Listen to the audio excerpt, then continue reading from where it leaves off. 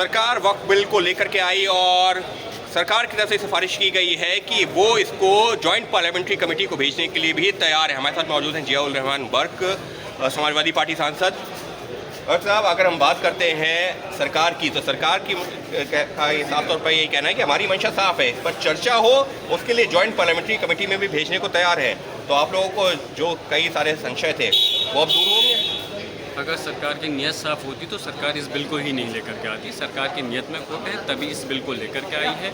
जो आज सरकार बताना चाहती है कि ये बिल मुसलमानों के हित में है, तो हम पूछते हैं कि हमारे लोग बेहतर समझ सकते हैं कि हमारे हित में क्या है। अगर आप वाकई में हमारे हित में बिल लाना चाहते थे तो पहले मुस्लिम समाज के जिम्मेदार लोगों से बैठ कर के बात करते और फिर देखते कि इस बिल के अंदर क्या अमेंडमेंट होने से आपके समाज को फ़ायदा पहुँचेगा। लेकिन यकीनन आपकी नीयत में खोट था। आप हिंदू मुसलमान के नाम पर बांटना चाहते हो, संविधान पर हमला करना चाहते हो, हमारे अधिकारों का उल्लंघन करना चाहते हो। और आप जो लाए हो, अगर आप वाकई में सच्चे मुसलमानों के हमदर्द हो तो मुझे इस बात का जवाब चाहिए क्यों आज पूरे हिंदू समाज के से आप उनकी जो राजनीति को आगे बढ़ाओगे। हमें उनसे कोई परहेज़ नहीं है, लेकिन मैं पूछना चाहता हूं जो मुसलमान का आपके दिल के अंदर प्रेम जाग रहा है, तो आज लोकसभा राज्यसभा के अंदर क्यों आपका एक भी मुस्लिम समाज का व्यक्ति उनके अंदर क्यों मेंबर नहीं है? आपकी नीयत तो साफ़ है, क्योंकि आपको उनसे सबका साथ सबका विकास का नारा आपका सिर्फ दिखावा है। आप सिर्फ खिलवाड़ कर करके उनके साथ एक मजाक कर रहे हो। और आज मैंने ही नहीं, समाजवादी पार्टी और इंडिया गठबंधन ने मजबूती के साथ इसके लिए मुखालफत की पुरजोर। इस बिल के लिए भारतीय जनता पार्टी ने मजबूर होकर करके इस बिल को जेपीसी में भेजने का काम किया है।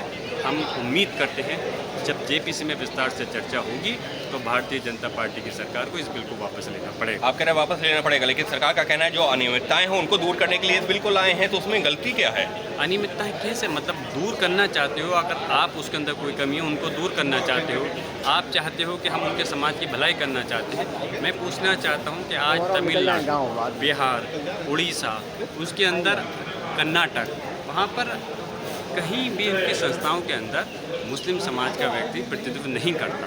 हमें इससे कोई वो नहीं है, एतराज़ नहीं है। ठीक है, हिंदू समाज के लोग हैं, अपनी उसको चलाएं। 4 धाम कमेटी में कहाँ कोई मुस्लिम समाज का आदमी? पंजाब के अंदर सिख द्वारा कमेटी में कहाँ है कोई मुस्लिम समाज का आदमी? जब नहीं है, वो अपने अपने लोगों को चला रहे हैं, तो आज आप क्यों ज़बरदस्ती हमारे उनके अंदर संस्थाओं के अंदर ज़बरदस्ती थोपना चाहते हो दूसरे समाज के लोगों को? और आज ये हमारे ऊपर ही हमला नहीं है, आने वाले समय के अंदर ये माइनॉरिटी कमेटी के दूसरे लोगों पर भी, सिख, ईसाई, जैन, वो सब पर हमला हल्का हल्का ये सरकार करना चाहती है। आज इसलिए हम इस बिल की मुखालफत को ज़ोर तरीके से करते हैं और उम्मीद करते हैं कि सरकार अपनी हठधर्मी से हटेगी।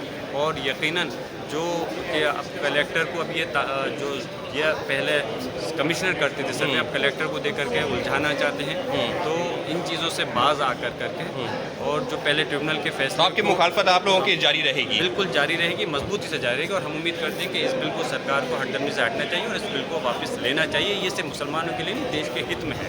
देश के हित में है कि बिल को वापस लिया जाए, ये कहना है जियाउर रहमान बर्क, समाजवादी पार्टी सांसद का। Ankit Gupta, IBP news Delhi.